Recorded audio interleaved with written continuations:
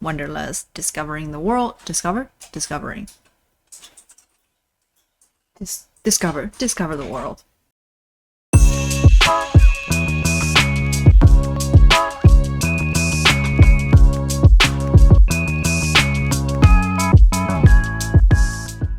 Hi guys, here's Echo from Pektis Studio. Today I wanted to record a video about lessons we learned from our first ever project, which is Wanderlust, discovering the world, discover the world. Let's roll. So at the beginning, when we decide Wanderlust will be our first ever project, we actually intentionally choose a not super easy, not like Fintastic Sea, just have only cards component. We choose Wanderlust not only because it has a broader audience, which is the family, but also it has some different variety of components, so we can learn how we deal with them, how they're being produced, and how to prepare the files for them. So I think Wanderlust really did teach us everything when we set up to learn from our first ever project. And this video is about lessons that we learned, something that we did really good, something that we did not great, and something we definitely need to apply the changes for our next project, which is Fintastic Sea. I'm pretty sure we didn't apply all the changes, otherwise Fintastic Sea would be a lot more successful, but hey, that's the next video.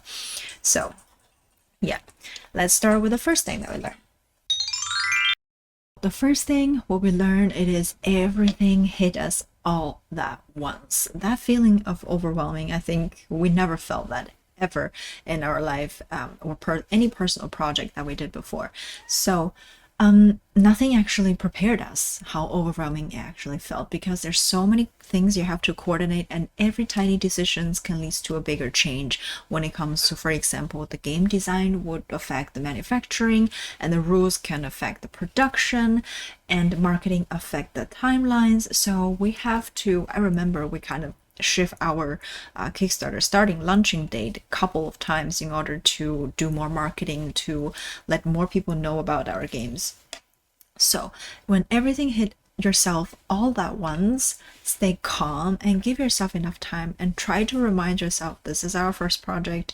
We're come here to learn, not to succeed. I mean, it's lucky bonus if you succeed on your first go, but you know, a lot of things cannot be taught by money, so you have to go through the mistakes and trying to learn from it. So the first thing it is stay calm when everything it is overwhelming. So that is very, very important. Granted that we're 3 people in the team, so we can kind of talk each other, calm each other down. So yeah, if you're alone, play games with your friends, talk to your family, so I think they can help you to calm down a little bit.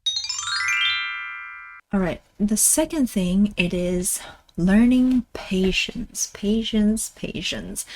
and try to be realistic with your timeline, because like I said, it is our first project, so a lot of times we're kind of, because we're like high on adrenaline and very excited about everything that has to go well, it has to be produced at a certain date, and do this at a certain date, and have the game for Essen, and blah blah blah. So there were a lot of pressure when you make the timeline, but you have to really realistically look at yourself, how the project is going, if the game it is the way that you guys liked it, and then set up a realistic timeline, even though it might be not really ideal when it comes to catching the schedule for Essen Spiel or catching the schedule for any other convention. But like I said, being patient.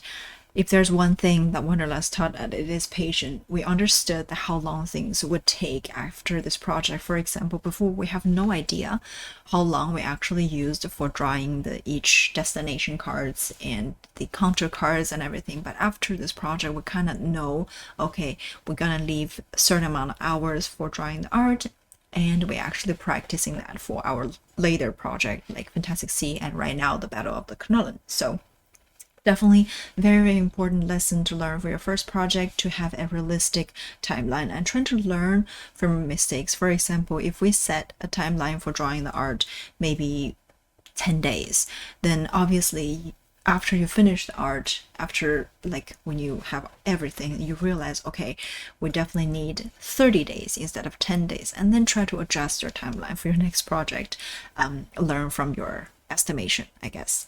Every delay felt heavy at that time. Like I said earlier, we have to delay the campaign launch date like a couple of times.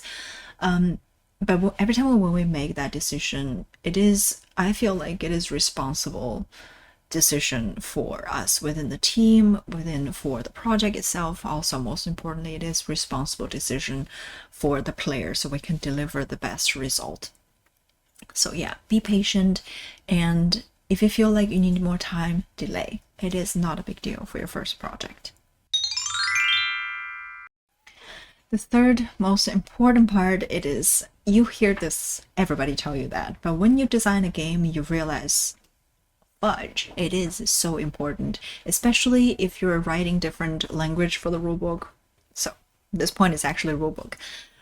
English is not that big of a problem, because within three of us we can all like proofread it, and Mahmoud is really good at writing the rulebook. However, for the German one, we took a long time to write the German one. However, if you read our German rulebook, there's still some problems that we could change regarding to how we write or how we phrase things. So if you know your game is going to be different languages, make sure that you have someone who, there's a cat here, make sure you bring in someone that is a gamer to proofread your rulebook. That is very important, and in fact we're still like constantly improving this point. But this is come back to the last point when I say patient, because a lot of times, like the final stage, when you already have your campaign running, and then there are comments like, hey, this could be streamlined just a tad bit, and then you feel like, oh, it makes sense, we're gonna go back to change the rulebook, but at the same time we have to change the file that we prepare for the manufacturer. So a lot of times we have to really take the time to say, okay, rulebook is really the first impression of a player for the game, so we have to bite the bullet, even though it means that you're going to delay your timeline a little bit. But rulebook, very, very, very, very, very important. Next point, it is trusting others. We have problems because me and Mahmoud, we're designer ourselves. You know, designers, typical designers, we like to do everything ourselves. So we kind of include our manufacturer as well as fulfillment center, kind of the point that we feel comfortable to tell them that the game is final and everything, so to connect them. However, it is too late. Ideally, when you have a concept, roughly the component, you should be talking to the manufacturer, because they can tell you it makes sense for some component to reduce them, or makes sense to change the other component other than this one. Or maybe sometimes you feel like, okay, we want to have a metal coin, we don't have that, but you feel like, okay, a metal coin is probably quite expensive, but in fact they're going to tell you, no, it's not that expensive. So it's going to affect your design or develop decisions. It is better to include, especially manufacturer, at the beginning, or at mid, I would say mid development, so they can help you to solve the problem before they become the problem. That is very important. And also including your fulfillment, so basically connecting your fulfillment and manufacturer also early, because there are some logistic questions, there are some like customs, and then give the problem or give the problem, show the problem to the people who are professional at that. So learn to trust other people. The next point, it is Kickstarter or any crowdfunding campaign, it is the start, it's not the end. I know when you fund the project, you're gonna feel like, okay, we made it, we wanted to celebrate, we wanted to take a couple of days off, we wanted to do this and do that so we can regroup. You feel like it's a small victory, which it is. Don't let it feel that you don't deserve a break. However, everything after the Kickstarter campaign is actually where the main work starts, because not only you're going to deal actually the problem, which is the fulfillment and logistic reasons. Granted that Yulin is doing all of it, that all the documents prepare for the customs, and I don't even know because I was not involved in that part of the process. But yeah, so the main work actually started after your campaign it is founded. So well, you do need a couple of days off, but be mentally prepared. A lot of paperwork gonna come your way. So this is back to the part that is important, that involve your manufacturer and your fulfillment center early in the process, so they can tell you a lot of things before it actually become a problem. Next part, it is small details, big consequences. You might not think it is a big issue if I have 130 cards in the game, but it is a huge issue when you know that one printing sheet is 108 cards. So that means that 2 extra cards, you're going to pay 1 sheet for just 2 cards, and then the rest of the sheet is empty, which is not efficient nor economical. So if you know this kind of small details that which you can get from the manufacturer at the beginning of your process, then you kind of would avoid it during your development process. This is back to another point that I said earlier. Try to communicate with your manufacturer or find out a manufacturer early on, because each manufacturer have their own kind of standard how many cards fit in one printing sheet, and then you can kind of adjust your design a little bit. I mean, granted that I think in Wanderlust it is not that crucial, we can make less encounter cards, but imagine if your game is a card driven game and manufacturer tell you that you have to get rid of 2 extra cards, then it kind of throw off your whole development of balance. So those are the time that it doesn't need to be wasted if you connect your manufacturer early on. So that is small details but big consequences. It's all gonna affect your cost, logistic, shipping. So try to make your decisions well-informed decisions. That's what I'm trying to say. The last part is actually the part that we treasure the most, which is the community. So which is the heart of this journey. We said it again and again, we cannot do any of the things that we like to do without the support and cheer from our backers. So there are uncertainties, there are delays, there are mistakes that has been made or misunderstanding that has been occurred, but I think it is our community, it is just very great. Like, I have no other words to describe it.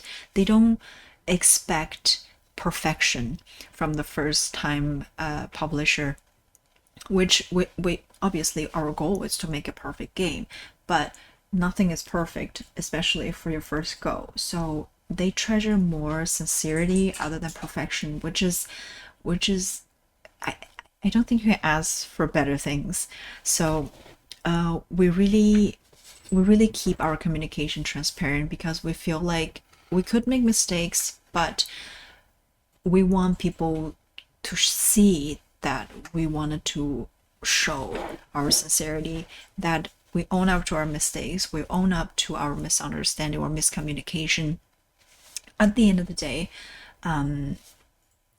trust, it is built through community building. Trust is built through between the publisher and your customers.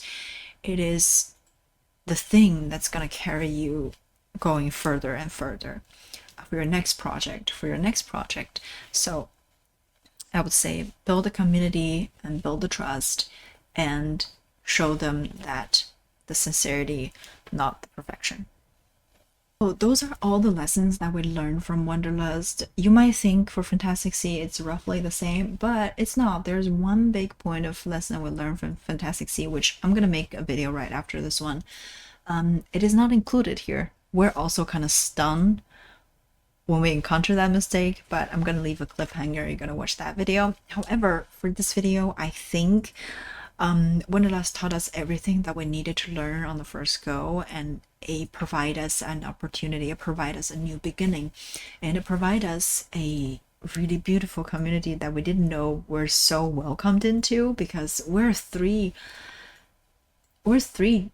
nobody. It's just it's crazy that how we build the community with a game. It's beautiful. So I believe that after we're gonna make one of these video every time we finished one game, so we can reflect and learn and show you guys these are the mistakes that we did, these are the things that we learned, and we're gonna apply those for the next project. So our next project, we're getting more and more better and wiser. So yeah, my cat's jumping around. But anyway, I hope you like this part of the story. Because it's still the beginning of the year, so we're kind of in the reflection mode. I hope this video kind of tell you a little bit struggle or what we learned behind the scenes, because what you received is a final product, like I said, but what leads to the final product, there's tons of decisions, there's tons of time, and either, you know, there's a lot of chaos, there's a lot of discipline. So especially you do this for a passion project, passion company. So yeah, I hope you guys like this video, and if you want to know the lessons that were learned for Fintastic Sea, I'm going to record it after this video and you can go watch that one. And I'll see you next time. Bye.